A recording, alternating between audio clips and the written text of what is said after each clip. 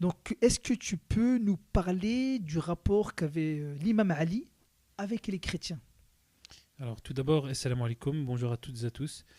Eh bien, pour résumer un petit peu le rapport qu'avait l'imam Ali sur la paix avec les chrétiens, dans la continuité du comportement du noble prophète sur la grâce et la paix, eh bien, ce qui résume sa façon d'agir, c'est de la manière suivante. Il cherchait en fait toujours ce qui unissait au lieu de chercher ce qui divisait. Je m'explique. Alors avec un exemple clair. C'est-à-dire qu'un jour, par exemple, l'imam Ali, sur la paix, est passé près d'une église avec ses compagnons. L'un des compagnons de l'imam s'est exclamé: Ah, je voudrais bien savoir à quel point ces chrétiens sont polythéistes. Et ce à quoi l'imam répondit cette phrase qui a vraiment percuté la façon de penser de son disciple. Il lui a dit: Et moi, j'aimerais bien savoir à quel point ils sont monothéistes. C'est-à-dire qu'ils cherchaient toujours ce qui unissait au lieu de chercher ce qui divisait. Et effectivement, dans le fait de la Trinité, il y a effectivement une petite divergence entre les musulmans et les chrétiens, mais pour l'imam Ali, sur la paix, on ne doit pas se focaliser sur les faits qui vont nous diviser, mais plutôt sur les faits qui vont nous unir. Et je donnerai simplement une autre anecdote, c'est-à-dire que cette fois-ci, l'imam Ali s'arrête avec ses compagnons dans une maison qui était un ancien monastère. Il y restait dans cette maison des statues du Christ et de la Vierge Marie. Et les compagnons se sont mis à rire et à se moquer du culte des chrétiens. Parce que c'est vrai que voir des statues, c'était pas trop dans leur quotidien. Donc ils se sont mis à se moquer. Et ce à quoi l'imam Ali, sur la paix, a répondu la chose suivante: Je vous interdis de vous moquer de la religion des chrétiens. Et là, les compagnons ont bien compris qu'ils avaient mal agi. Donc, respect des religions, c'était un petit peu le mot d'ordre que l'imam Ali, sur la paix, mettait en place. Et c'était de cette façon qu'il éduquait les gens autour de lui. D'accord, c'est très très intéressant d'avoir ces anecdotes. Et donc rappelons, l'imam Ali est considéré comme le successeur du prophète de l'islam. Et on le voit là, on est en train de parler de la relation des chrétiens après la mort du prophète.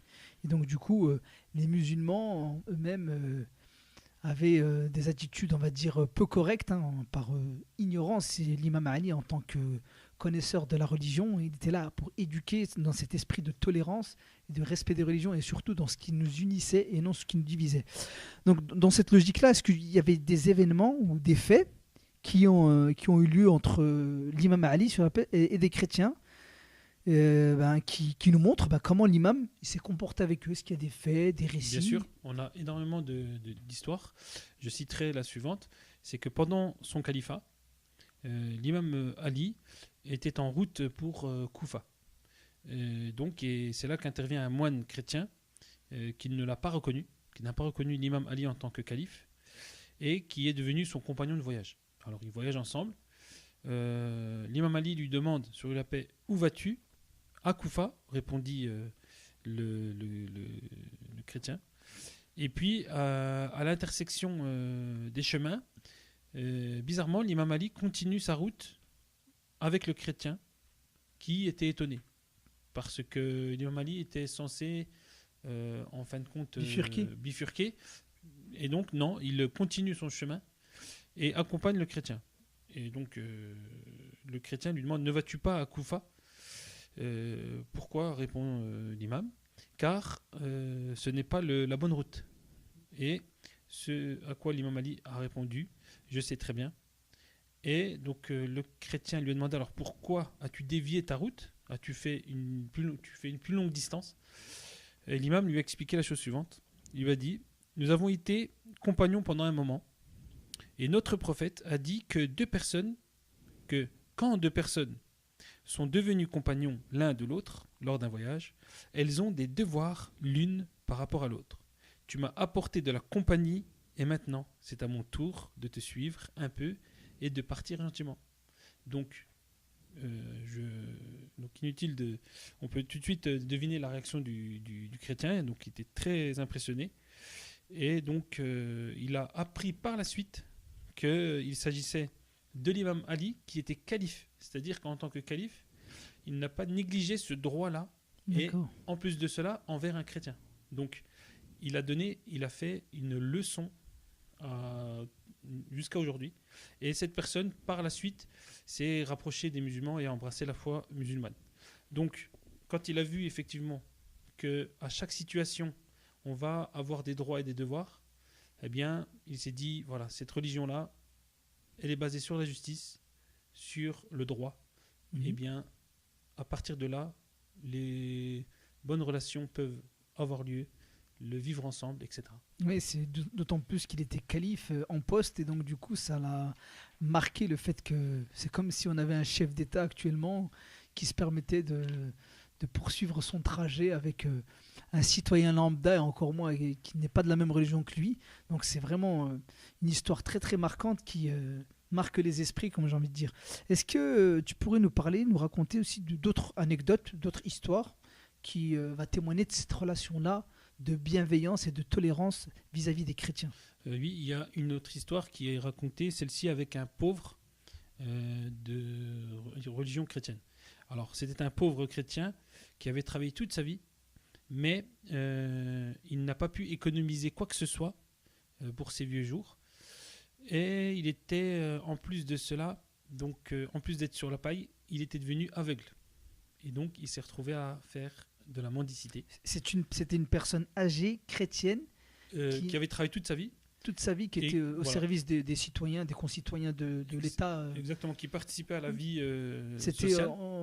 Quand l'imam Ali était calife encore. Voilà, c'était à ce moment-là, dans la ville de Koufa. Était calife à la ville de Koufa. D'accord. Et donc, les gens lui donnaient des aumônes.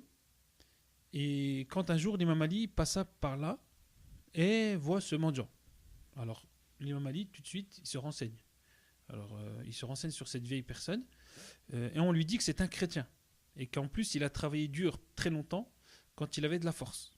Et maintenant, il n'a plus de force et il est condamné à la mendicité. Donc, on a fait un rapport très simple, rapide à l'imam Ali. Et voici la réaction de l'imam Ali. Il s'est exclamé, c'est étrange. Tant qu'il avait de la force, vous acceptiez du travail venant de lui, et maintenant, vous le laissez à son sort. Donc ça n'a pas plu du tout à l'imam Ali. Et il a dit, c'est le travail de l'État, désormais, et de la société de le soutenir. Donnez-lui une pension de retraite du trésor public. Donc à partir de ce moment-là, ce vieillard chrétien a donc été, j'ai envie de dire, ses besoins étaient assurés par l'État, par le trésor public, c'est-à-dire par les impôts qui étaient collectés. Donc voilà comment l'imam Ali traitait avec une personne faible, telle que cette personne-là, qui était vieille et en plus qui était chrétienne. Donc un autre calife, à une autre époque, n'aurait même pas pris le temps de dialoguer ni de trouver aucune solution. Et là, l'imam Ali nous montre vraiment dans la continuité du noble prophète, sur la grâce et la paix, comment est-ce qu'il faut donner le droit de chacun, quelle que soit sa religion, et donc il faut être bienveillant. Et c'est ça la justice, et la plus grande qualité en islam, c'est vraiment cette justice-là qui manque tant aujourd'hui. D'accord, c'était une très bonne anecdote, très bonne histoire qui est très bien résumée. Est-ce que, durant sa vie de l'imam Ali, est-ce qu'il y a eu des chrétiens qui étaient prêts à se sacrifier face à l'ennemi de l'empire, du califat, durant des batailles? Est-ce qu'il y a des chrétiens, des concitoyens chrétiens qui étaient au garde à vous pour soutenir le califat de l'imam Ali? Alors, petit rappel historique, c'est qu'effectivement, lorsque l'imam Ali devient calife, effectivement, il est confronté à énormément d'ennemis. Parmi ces ennemis-là, on a un certain Muawiyah qui se dirige en tant que calife en Syrie et qui refuse de reconnaître l'autorité de l'imam Ali, et ce qui va déboucher sur une guerre, malheureusement, donc, malgré toutes malgré tout ce que l'imam Ali a pu faire pour éviter donc cette confrontation, eh bien, on est arrivé à cette fameuse bataille, la bataille de Siffin. Et on raconte une anecdote lors de cette fameuse bataille qui était très dure. Eh bien, il y avait une terrible soif qui s'est emparée des compagnons à ce moment-là, de l'imam Ali. Il n'y avait plus d'eau. Et on a cherché partout comment puiser de l'eau, impossible. Et l'imam Ali, sur la paix, a quitté la route principale et a rencontré un ermitage en plein milieu du désert. On appelle l'occupant et l'imam Ali lui demande: y a-t-il un point d'eau proche d'ici?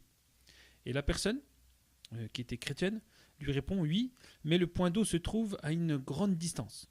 Et donc l'imam Ali ordonne à ses compagnons de creuser un endroit précis, et après avoir déterré un gros rocher, eh bien, il y a de l'eau pure qui apparut, et on a pu donc étancher la soif des compagnons de l'imam Ali. Et l'ermite, en fait, qui était là à ce moment-là, a assisté à la scène du début jusqu'à la fin. Donc c'était un chrétien, et il a reconnu à ce moment-là la sainteté de l'imam. C'est-à-dire que l'ermite a expliqué à l'imam Ali la chose suivante. Il lui a dit: cet ermitage a été construit dans la recherche de celui qui enlèverait ce rocher et ferait apparaître de l'eau en dessous de lui. Les savants avant moi sont morts, et ils n'ont pas atteint cela. Mais Dieu, le Très-Haut exalté, m'en a fait le cadeau. Nous trouvons dans un de nos livres, et d'un poète parmi nos savants, que dans cette terre, il y a une source avec un rocher sur elle. Personne ne connaît son emplacement exact, excepté un prophète ou le légataire d'un prophète, c'est-à-dire un héritier d'un prophète. Il doit être un ami de Dieu et appeler les gens à la vérité. Et le signe est qu'il a la connaissance de l'emplacement de ce rocher et la capacité de l'enlever. Quand je t'ai vu accomplir cela, j'ai réalisé que c'était ce que nous avions attendu. L'objet du désir a été atteint. Aujourd'hui, je suis musulman. Par tes mains, un croyant dans ton droit et un serviteur. Et là, l'imam Ali a entendu ce témoignage, et avec humilité, il s'est mis à pleurer jusqu'à tremper toute sa barbe, et a dit: louange à Allah, par qui je n'ai pas été oublié. Louange à Allah, par son livre, j'ai été mentionné. Donc, l'imam Ali, ça lui a vraiment très, touché. très intéressante, oui. Voilà, ce rapport qu'il avait eu donc avec cet ermite chrétien, et c'est pas terminé, puisque l'ermite va se joindre à l'armée de l'imam Ali et va mourir en martyr pour défendre la cause de l'imam Ali contre les oppresseurs. Et l'imam va l'enterrer personnellement et va demander personnellement pardon pour lui, pour ses péchés. Et quand on mentionnait le nom de cet homme-là, eh bien il disait: il était l'un de mes compagnons. C'est-à-dire, il était vraiment ému en se rappelant de cette personne-là. C'est une histoire Donc, très marquante. Hein. Voilà un petit peu certains chrétiens qui avaient de l'amour envers les musulmans, envers l'imam Ali, qui était réciproque bien sûr, et qui n'ont pas hésité, comme tu l'avais posé dans ta question, à donner leur vie. Mmh. Et justement, comment les chrétiens ont réagi suite à cela? Alors, les chrétiens, en fait, vis-à-vis de l'imam Ali, avaient un très grand amour. Et la preuve en est que lorsque l'imam Ali est mort, donc est tombé en martyr, cette fameuse matinée du mois de Ramadan, eh bien, les musulmans ont pleuré la mort de l'imam Ali, mais pas plus que les chrétiens. Et ça, c'est vraiment incroyable. Ils avaient profondément le cœur brisé de voir la disparition de l'imam Ali, de même que les malades, les infirmes, les orphelins et les veuves, parce qu'en fait, l'imam Ali, sur la paix, était comme un père envers eux tous. Il leur avait tendu la main, et pendant le califat de l'imam Ali, sur la paix, les chrétiens jouissaient d'une parfaite sécurité. Personne ne pouvait les maltraiter ou les exploiter. Et après sa mort, les chrétiens ne furent malheureusement plus en sécurité. Et c'est vraiment quelque chose qui a été dommageable dans l'histoire. C'est pour cela qu'il faut revenir à ce moment-là de tolérance, de respect les uns vis-à-vis des autres. Et donc voilà, la preuve que les chrétiens étaient vraiment attachés à l'imam Ali, c'est leur réaction lorsque l'imam Ali est retourné vers son Seigneur. Je te remercie pour toutes ces informations très riches, hein, notamment l'histoire de l'imam Ali et sa relation avec les chrétiens, hein, qui, rappelons-nous, était le calife des musulmans de l'époque. Et donc voilà, on a voulu témoigner, lui rendre hommage et témoigner aussi de la réciprocité, de l'amour qui pouvait exister entre ces deux grandes religions.